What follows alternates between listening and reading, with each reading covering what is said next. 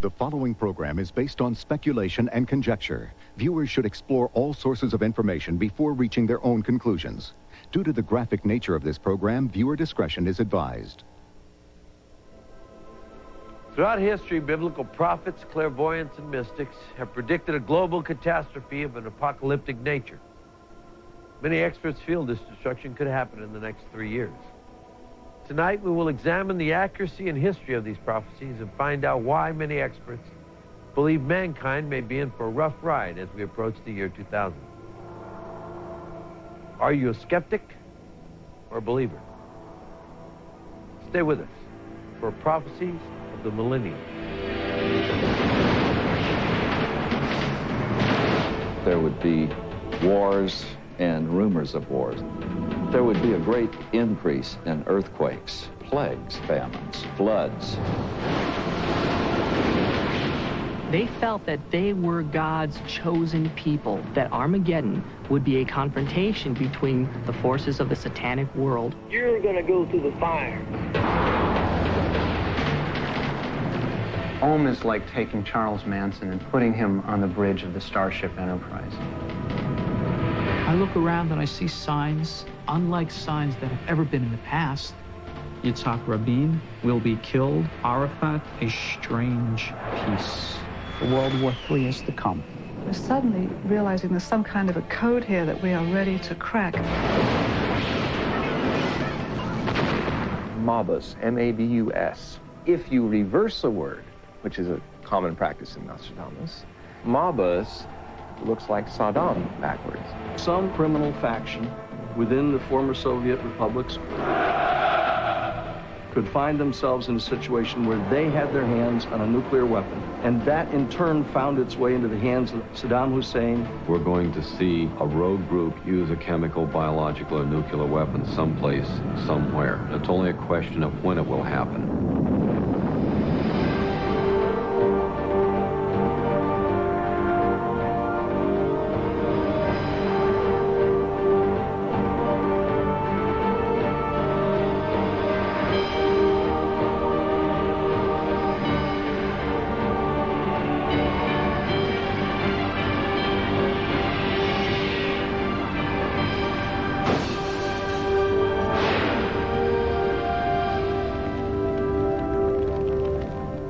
Many of history's greatest prophecies have predicted an eventual end to the world.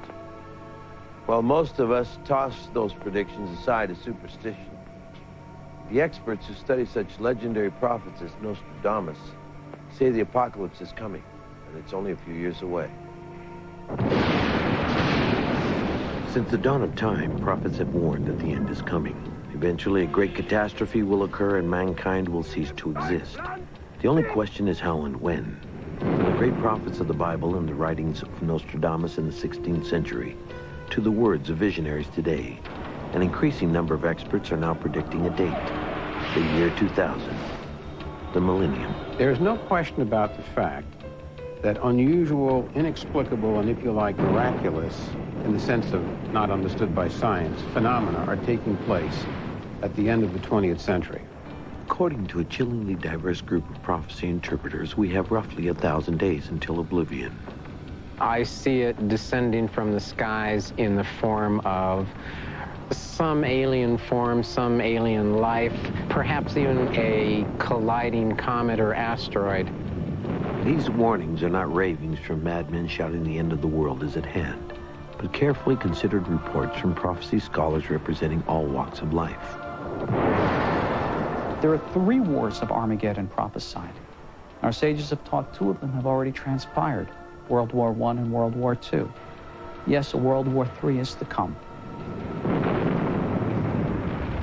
The most terrifying apocalyptic visions come directly from the Bible and other religious texts. Rabbis, fundamentalist Christians, and even Native American soothsayers are all reaching the same conclusions. I think we are bent on destruction. I think that we are leaving the old path. If there is an end to anything on this planet in the next few years, it's going to be the end of mankind. Apocalyptic fears like these, as the millennium ends, are not new. Many people were also convinced in the year 999 that the world was going to end. Millennium thinking seems deeply rooted in our collective consciousness. The Millennium myth is the most powerful myth in the history of the Western world. And what it comes down to is the hope or the vision that history is going to come to an end. The classic text that expounds this vision is, of course, the book of Revelation. Revelation is part of the New Testament that predicts a time in the near future where nations will fight an almost unimaginable war, killing 1/3 of mankind. According to author Michael Grosso, the simple term millennium has historically been associated with the notion of the biblical end times. Millennium and apocalypse. The great prophecy is that there will be a new heaven and a new earth. But before that comes about, there will be a final conflict between the forces of good and evil. Like Grosso, biblical scholar Hal Lindsey and writer Moira Timms believe dire prophecies from Revelation are now preoccupying people in record numbers, and for good reason. The prophet who wrote the book of Revelation says, I looked, I saw, and I heard. A first-century man was propelled up to the end of the 20th century, and he actually saw a war of technical marvels. An intercontinental ballistic missile warhead re-entering the Earth's atmosphere. Poison water, radioactivity, every city on Earth virtually destroyed. 1945 appeared to be a time when all the prophecies were saying something would happen to inaugurate a prophecy cycle. And the ending of all of this either means some kind of global cataclysm, or it'll be a completely new phase of human evolution. It's not only the book of Revelation that predicts the devastating end of civilization as we know it, but Hopi Indian prophecy also warns us about the imminent peril caused by our disregard for our home planet. The Hopi have always been painfully aware of the degradation of the Earth's fundamental processes through ignorance and misuse of the land. The Hopi see all of this in sum total as killing the Great Mother. They feel they've been unable to uphold their trust. And so this is another major way that the Great Purification is being hastened. If Revelation and Hopi prophecies are true, then what is most alarming is how accessible the trigger to Armageddon has become, due to the proliferation of weapons of mass destruction. We have to look at somebody like Saddam Hussein, who does not think beyond a certain level and thinks very tactically. Not a dumb man, very, very evil individual in my view. Could he unleash a terrible result that could kill thousands? Certainly he could.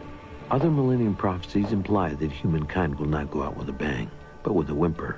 Many prophecies address the fact of extinctions and new species appearing, viruses, new diseases, old diseases reflaring. The hantavirus, Ebola, HIV, AIDS, all of these diseases are part and parcel of Hopi prophecy, which says that there will be bad winds.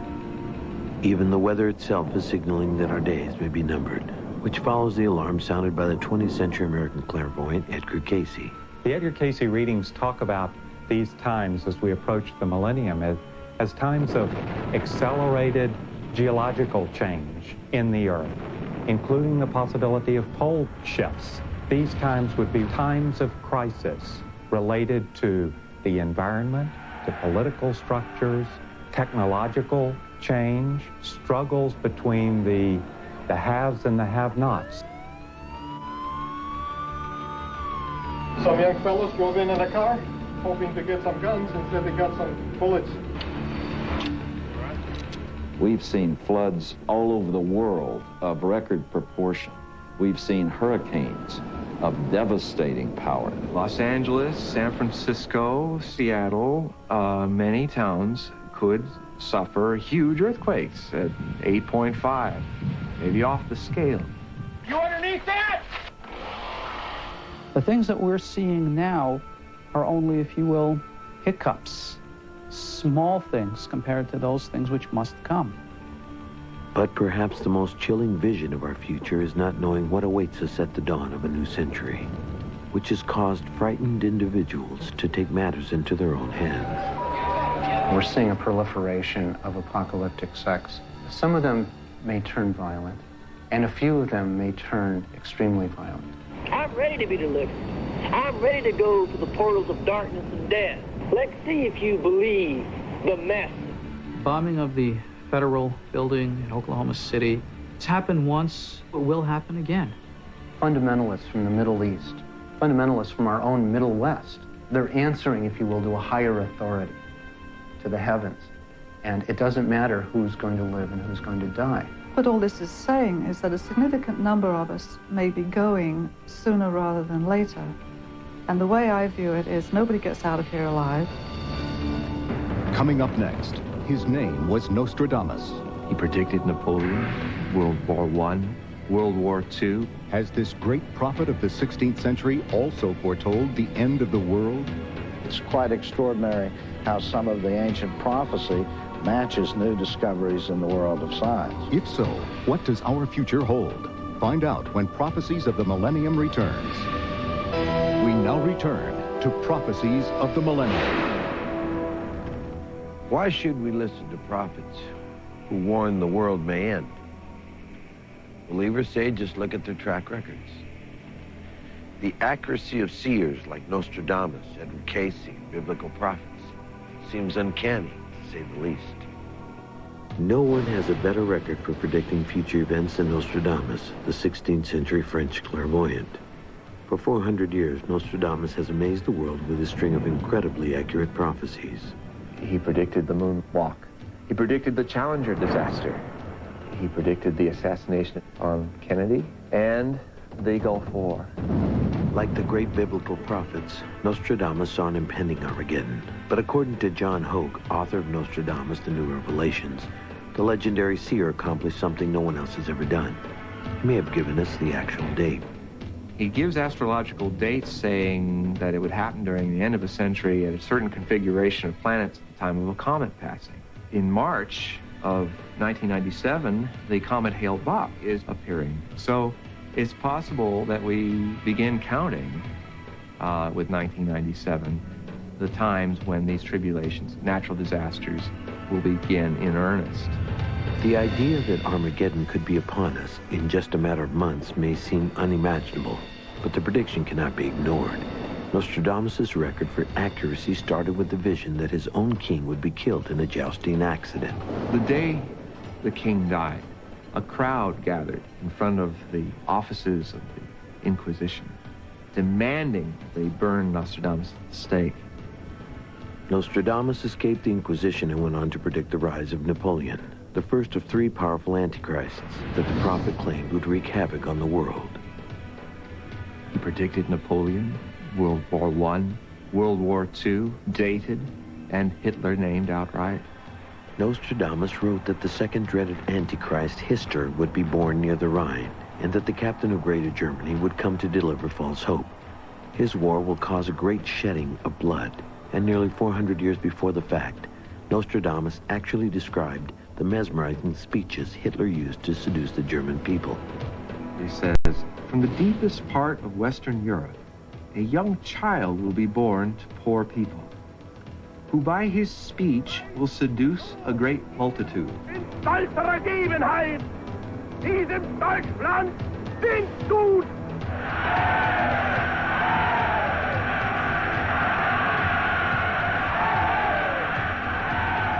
He describes the people being thrown into the furnace, the Holocaust.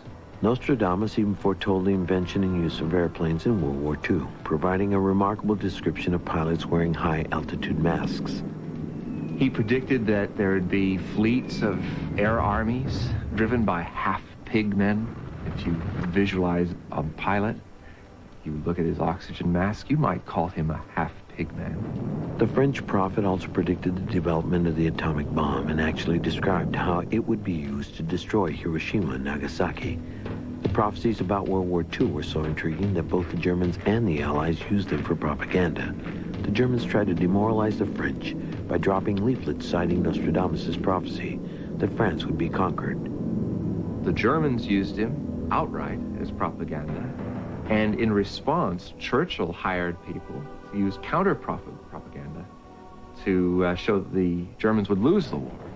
If Nostradamus was right when he predicted Hitler's reign of terror as the second great Antichrist, was he also right when he predicted that a third evil Antichrist would appear before the year 2000? His destiny is to create a third world war, probably through a terrorist event. He's not as big a fish as the other two, Napoleon and Hitler. He may be some small fry, some minor terrorist figure with a following of maybe 12 to 200 people. Nostradamus has also prophesied that nuclear weapons would be used again in World War III. A war Nostradamus, the Hopi Indians, the Bible, and others have prophesied for the near future. Given their accuracy on other prophecies, could we afford to ignore the warnings of a nuclear holocaust at the end of the millennium? God is going to allow our own stupidity to destroy us with the hope and the prayer that as a race we will wake up after seeing the havoc and destruction we have caused. As a practitioner of the Kabbalah, Rabbi Ariel Barzadok uses ancient Jewish methods of prophecy, not that different from the secrets of Nostradamus. One becomes aware of a much greater reality, a greater understanding of time, of space, past, present, future, merge into one. This is the mind of the prophet. And as such, we can see things, both far off and close. Nostradamus' prophecies didn't stop with World War II. He predicted the violent deaths of the Kennedys. The great man will be struck down in the day by a thunderbolt. Nostradamus was not alone in looking across the centuries to foretell earth-shaking occurrences. Rabbi Barzadok is among a group of Israeli prophets who've taken prediction of the modern age by analyzing the Torah with high-tech computers. These visionaries believe they've uncovered a code, enabling them to unlock extraordinary revelations about present-day events, including references to the Gulf War, retired General Schwarzkopf, and Saddam Hussein. Does Stuart get his milk? Yes. Many contemporary seers believe such prophetic hits are telling mankind we may be entering our last days on Earth. And recently, scientists may have found support for Millennium prophecies of unprecedented seismic convulsions Nostradamus and Edgar Cayce saw tied to the apocalypse. The average number of killer quakes in a decade before was between 2 to 4.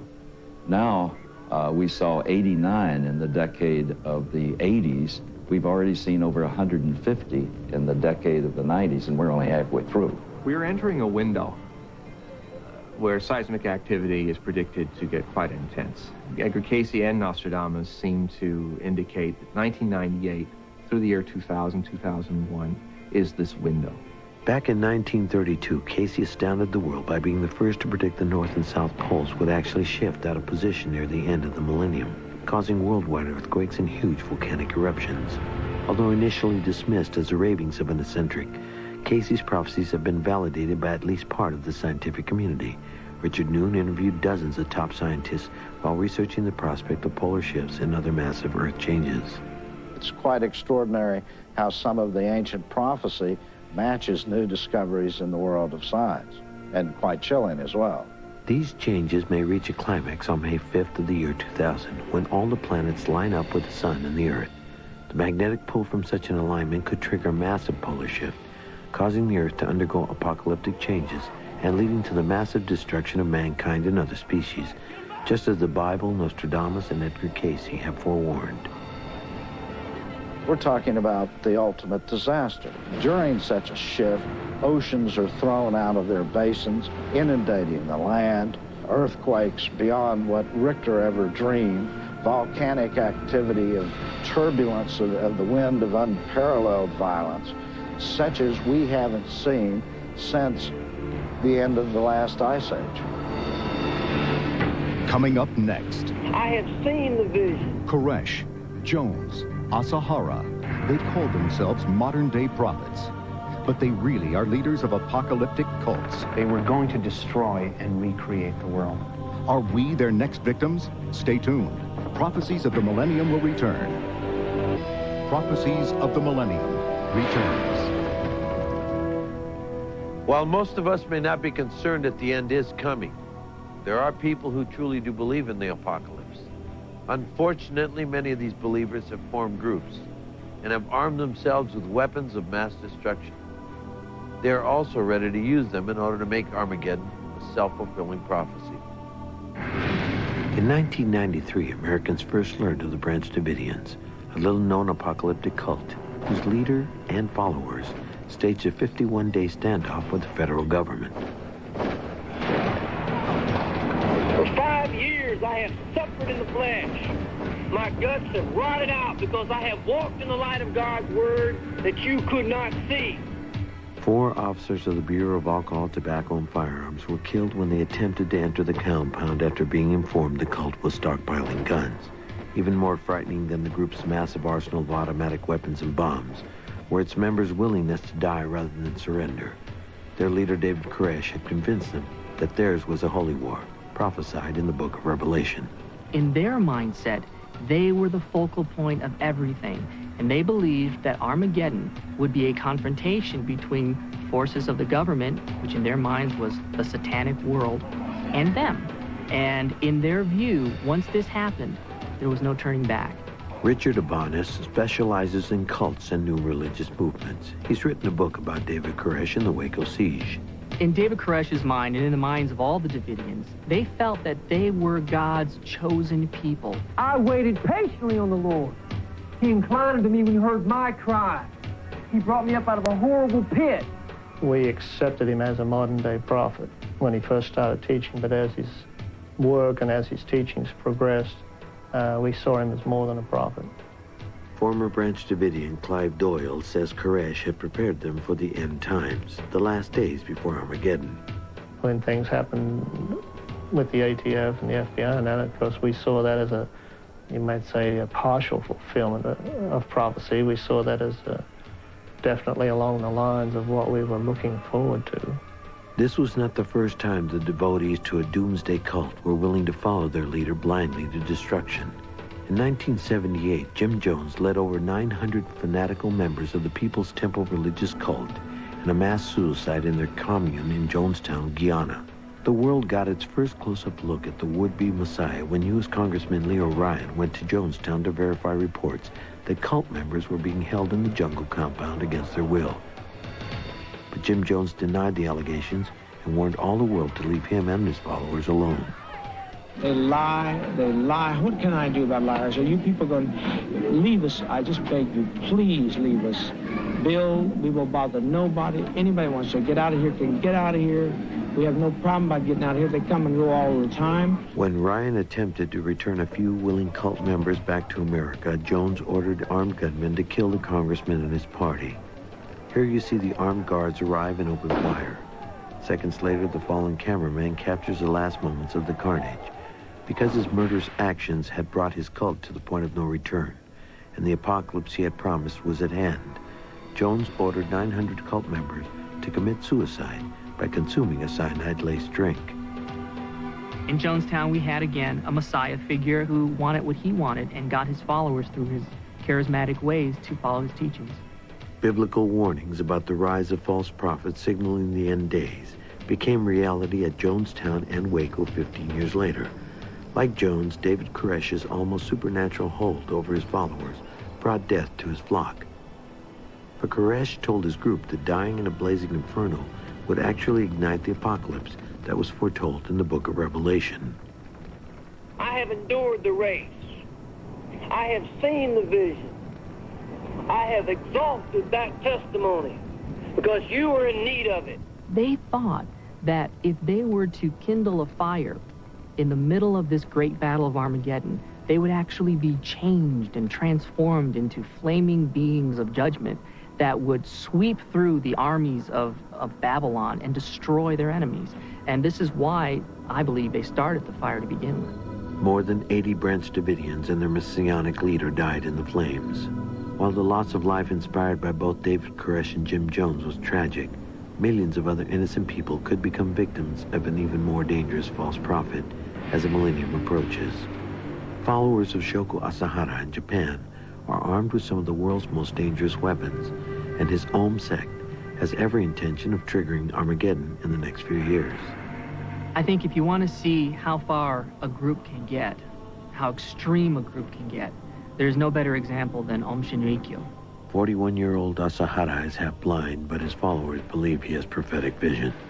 They go to great lengths to emulate their leader, including drinking his blood in bath water and wearing bizarre headgear that supposedly helps align their thoughts with his. And the one thought foremost in Asahara's mind is Armageddon. They were going to destroy and recreate the world. Investigative journalist David Kaplan says the Om cult represents a dangerous departure from millennium fanatics who believe they are living in the end times. Ohm is like taking Charles Manson and putting him on the bridge of the Starship Enterprise. Absolutely frightening. Ohm believed that the end of the world was coming in 1996. They felt that with Armageddon around the corner, they needed weapons to fight and defend themselves. But ultimately, it became a drive to in effect, jumpstart the apocalypse. In 1995, Ohm's efforts to instigate Armageddon took on apocalyptic proportions. Teams of cult members set off bags of the deadly nerve gas sarin in the Tokyo subway system during rush hour. 12 commuters were dead, 6,000 injured. Could have been much worse. That wasn't even the real attack. The real attack was to come later. World-renowned terrorism expert Neil Livingstone is familiar with the global dangers apocalyptic leaders and their cults can pose.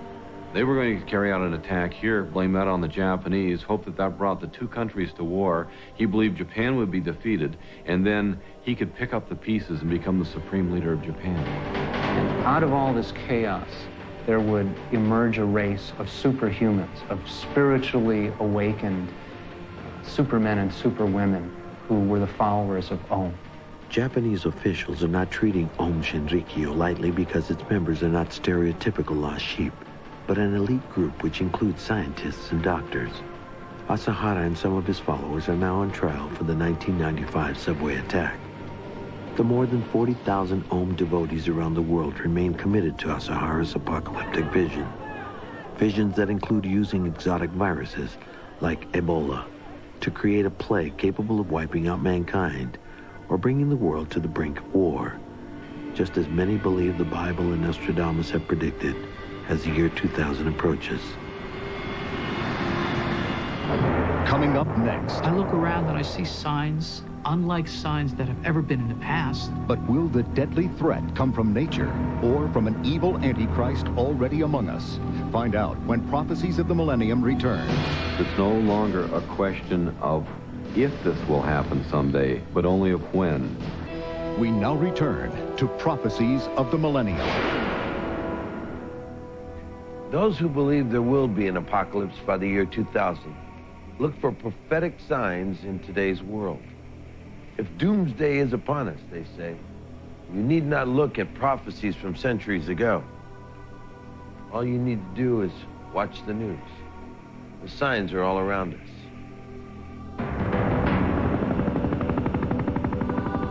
Jesus said that there would be wars and rumors of wars.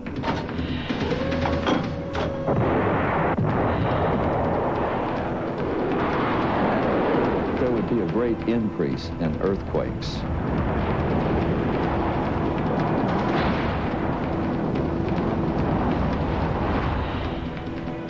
There would be a time when there would be great plagues that would sweep the earth. There would be great famines in many places on earth. There will be periods of very dry spells in formerly very agriculturally prosperous areas. There will be floods in places where there hadn't been. These are warning signs from the Bible, said to immediately precede the apocalypse. All you have to do is read a newspaper or watch a television to know that perpetual wars, natural catastrophes, and worldwide epidemics have become front-page headlines. But these disasters are bad enough. Do they really mean the most devastating period in history is fast approaching? I look around and I see signs, unlike signs that have ever been in the past. The Bible warns that Armageddon will come shortly after the rebirth of Israel, which happened in 1948. And all efforts for peace in the Middle East will ultimately fail. In an eerie fulfillment of this prophecy, hopes for peace have been thwarted by assassinations. In 1981, Egyptian President Anwar Sadat, the first Arab leader to recognize Israel, was killed by a hail of gunfire and grenade shrapnel while watching a military parade. In this dramatic, seldom-seen footage, Sadat's assassins jump from a truck and run toward the presidential viewing stand, while fearless cameramen record the mayhem.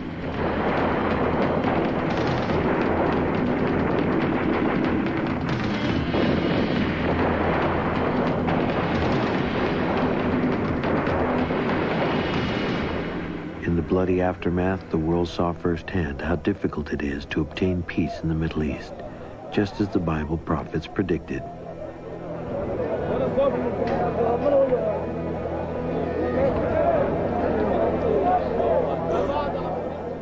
More recently, the killing of Israeli Prime Minister Yitzhak Rabin in November of 1995 continued to fulfill biblical prophecy about failed peace for Israel.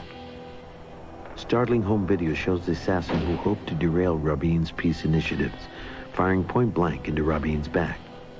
Incredibly decoded messages from the Torah apparently warned the Israelis in advance that Rabin would soon die, but the prophecies went unheeded. There is a reference in the codes, Yitzhak Rabin will be killed, Arafat, a strange peace. I remember when these things were first being revealed in Israel, and all of a sudden, there was a tight clamp put on them. I spoke to my rabbis in Jerusalem, and I said, what happened to this information? And I was told that, shall we say, certain intelligence circles put the clamp on them. With Israeli security officials apparently failing to act, Rabin's life came to an end. The biblical prophets said the generation that witnesses Israel's rebirth will also see certain signposts to the apocalypse, including the start of world government. The revolution in technology. And many prophecy experts say the growl of the Russian bear.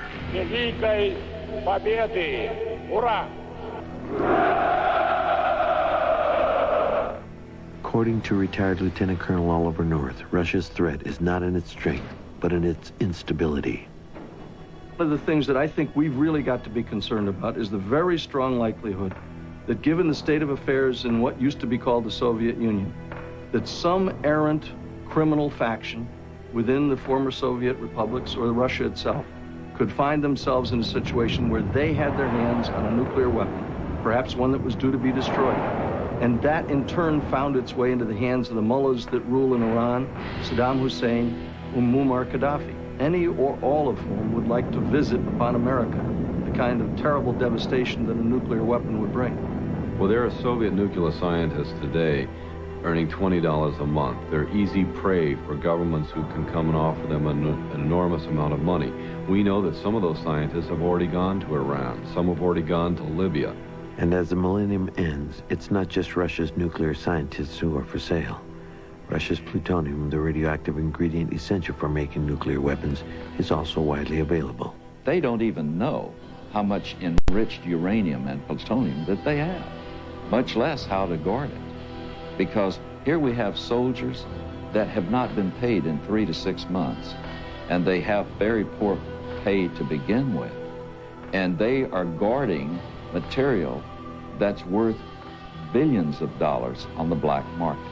It is horrifying to consider that as the possible apocalyptic date predicted by the Bible and Nostradamus approaches, any of a number of terrorist groups could build a nuclear bomb with plutonium leaked from Russia, which could then be hidden inside a parked car or a suitcase primed for detonation. We have apprehended people in Europe, for example, carrying plutonium.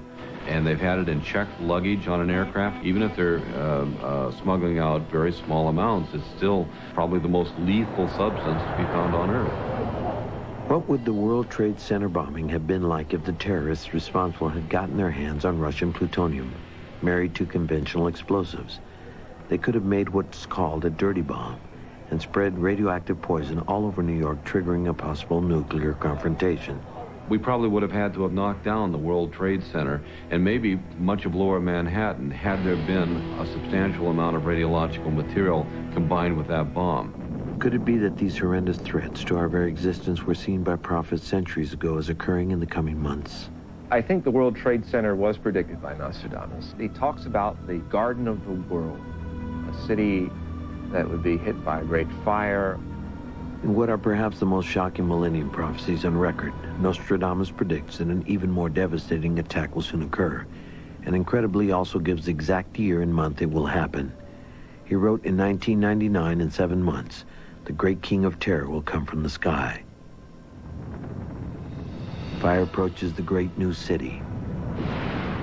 Immediately, a huge scattered flame leaps up.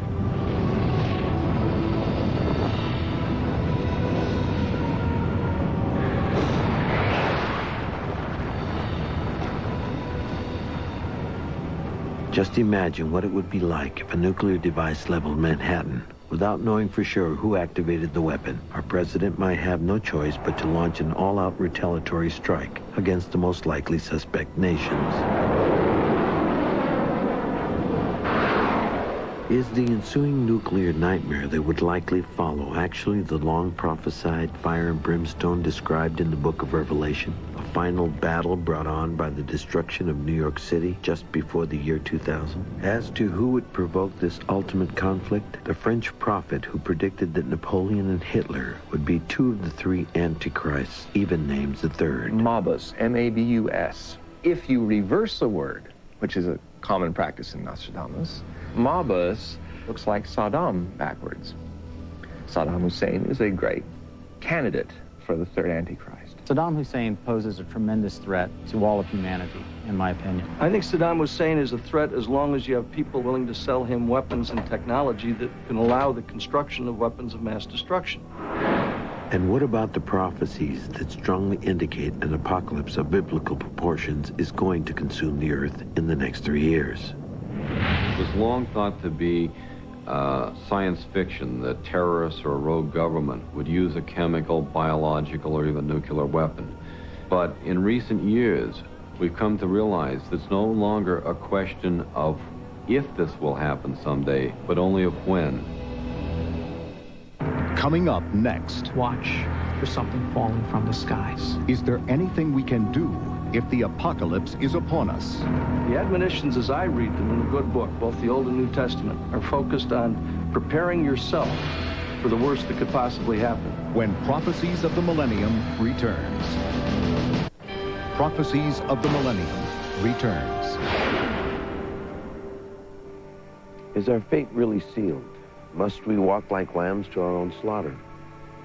Many believers feel that despite these prophecies, we are still in control of our own destiny.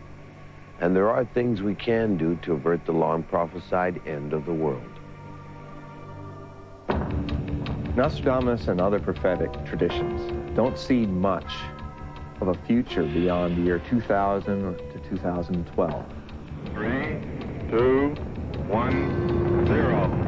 The reality of it is mutually assured destruction, which is the policy that had governed American nuclear policy since the end of World War II, was one that we all knew would lead to that Armageddon.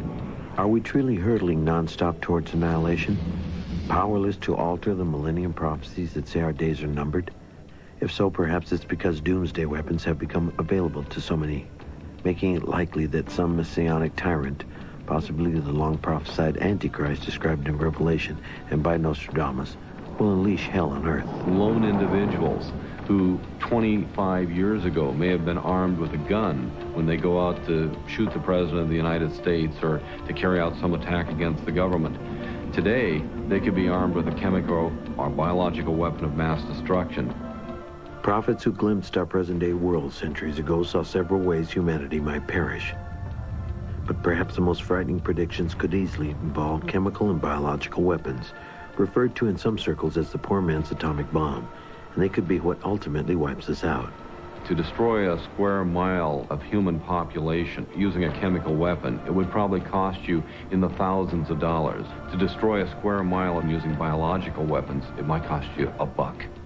Chemical weapons, historically considered too barbaric for conventional warfare by the world community, now seem fair game to potential Antichrist candidates like Saddam Hussein, who's already unleashed such weapons against Iran, the Kurds, and quite possibly against our own forces in the Persian Gulf. Over 30,000 U.S. soldiers exposed to Hussein's deadly toxins now suffer painful diseases, some of which they have passed on to their wives and children.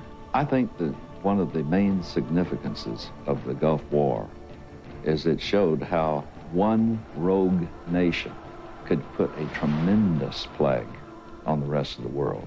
Though he never used them, Hussein armed Scud missiles with warheads containing the biological agents of anthrax and botulism. Anthrax bacteria can survive almost indefinitely. Even more deadly is the Ebola virus, which kills 90% of its victims in less than a week. It's the harnessing of these diabolical instruments of destruction that are confirming the worst fears of those who believe we are living in the prophesied end times. The release of all types of new weapons are going to drastically change the face of the earth as we know it. What I feel is going to happen is either going to come from disease, a virus, contamination, and pollution, that kind of Armageddon. It's possible that some lone demented individual with a master's degree in biochemistry could whip up one of these agents of mass destruction in the privacy of his garage or his kitchen and carry out a major attack on a city in the United States, or create an agent that might mutate and go wild and infect the entire world.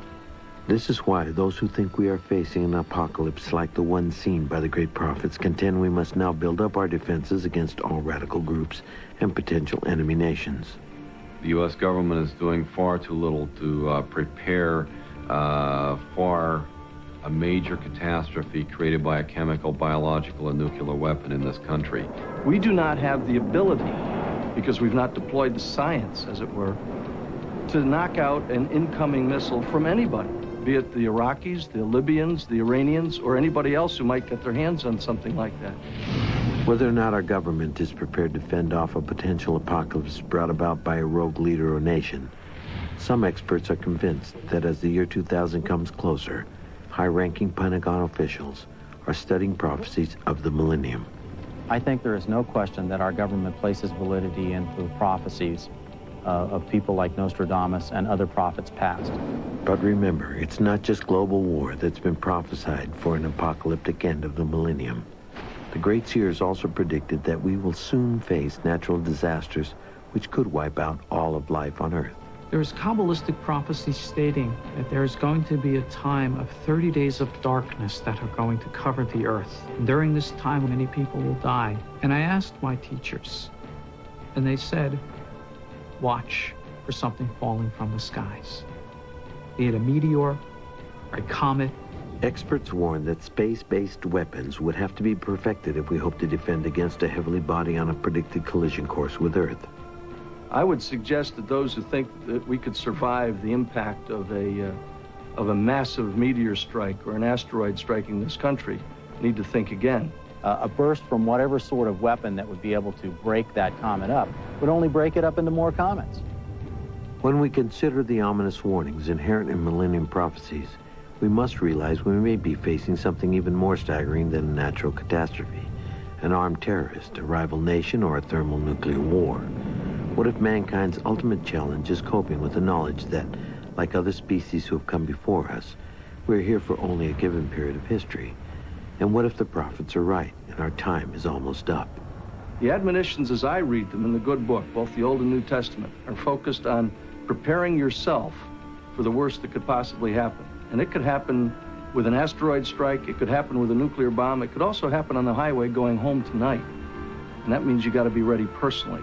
Not just with some government program, but you as an individual out there, anywhere that's listening or watching the show. Stay tuned. Prophecies of the Millennium will return. We now return to Prophecies of the Millennium. Could the prophecies of an eventual apocalypse be true? Although many experts feel these predictions are a matter of interpretation, it seems the great prophets have often been right in the past. However, even the true believers still have hope. They feel these prophecies are not a prison sentence, but a wake-up call for the world. Ultimately, by working together, we have the power to change the future, hopefully for the better. I'm Edward James Olmos. Good night.